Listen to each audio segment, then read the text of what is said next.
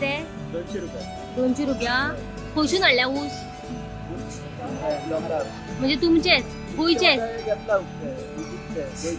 हा. खंयसून घेतल्या? खंयची एरिया? करमळे.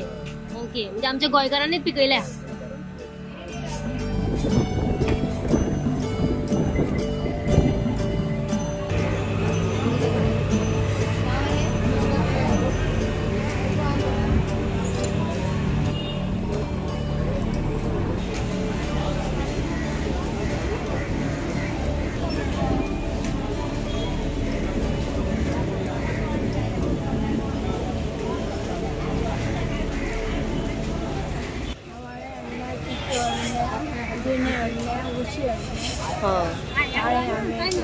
ओके, पूण हे सगळे काडपाक मेळ्ळे तुमकां?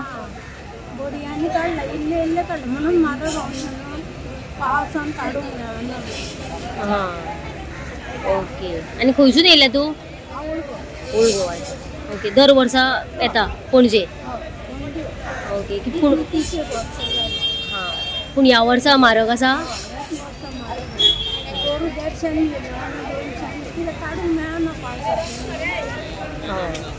कितें कितें बांदला हातून?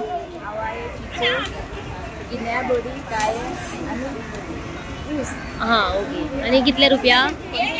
हा, 200 रुपया. ओके, ह्या वर्सा पावसूय पडला, कसो कितें बिझनेस आसा? ओके, सो गेल्या वर्साकून ह्या वर्सा कशें कितें? हा, ह्या वर्सा म्हारग बीन आसा पावसा खातीर? ओके.